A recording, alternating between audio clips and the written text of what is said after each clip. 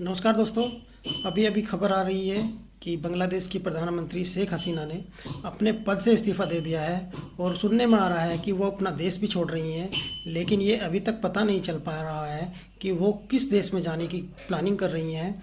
अभी जो प्राप्त खबरों के अनुसार जिस हेलीकॉप्टर में वो निकली हैं, सुनने में आ रहा है कि वो हेलीकॉप्टर पहले भारत आएगा, उसके बाद मिडिल ईस्ट जाएगा, वह या फिर उसके बाद में किसी यूरोप के देश में शरण ले सकती हैं। इसका कारण यह बताया जा रहा है कि पिछले कुछ दिनों से बांग्लादेश के अंदर जो अराजकता फैली हुई है, जो लाखों लोग सड़कों पर आए हुए हैं, उसकी वजह से उनको इस्तीफ़ा देना पड़ गया है।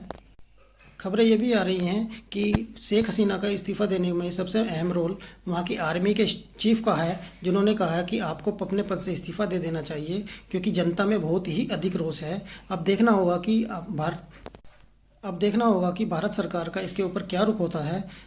जैसा तस्वीरों में दिखाई दे रहा है, अलग अलग न्यूज़ चैनल्स या पोर्टल्स पे आ रही है, खबर आ रही है कि उसमें जो शेख हसीना है वो एक हेलीकॉप्टर से निकलती हुई दिखाई दे रही हैं। ये जानकारी अभी बहुत ज़्यादा स्पष्ट नहीं हुई है कि शेख हसीना अभी किस देश जाने वाली हैं, और लेकिन ये कंफर्म हो चुका है कि शेख हसीना ने अपने पद से इस्तीफ़ा दे दिया है।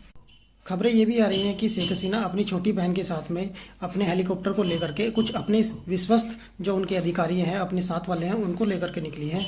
अभी ये जानकारी भी मिल रही है कि शेख हसीना का जो हेलीकॉप्टर है वो पहले भारत आएगा और वहाँ पर रिफ्यूलिंग कराने के बाद में वहाँ से निकलेगा। अभी देखना होगा कि वहाँ बांग्लादेश के हालात कैसे होते हैं।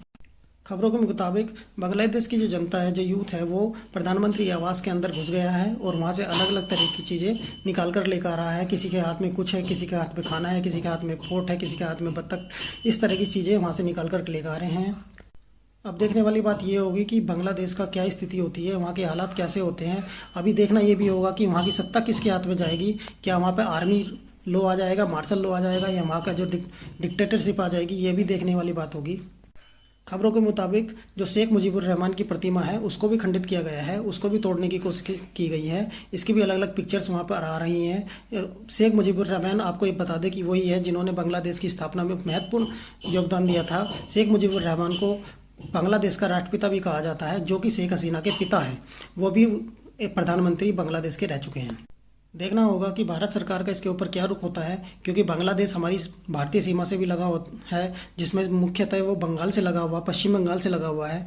तो इसमें भी देखना होगा कि बंगाल के क्या हालात होते हैं, और वहाँ की सुरक्षा को लेकर के भी शायद भारतीय सरकार ने BSF को एक्टिवेट किया होगा कि जिससे कि वहाँ की सुरक्षा की जा सके, जिससे कि किसी तरह का भी भारतीय समाज के ऊपर किसी तरह का दुष्प्रभाव ना आए। आगे किसी भी तरह की कोई अपडेट होती है तो मैं आपके पास अपडेट लेकर जरूर आऊँगा। तब तक के लिए नमस्कार।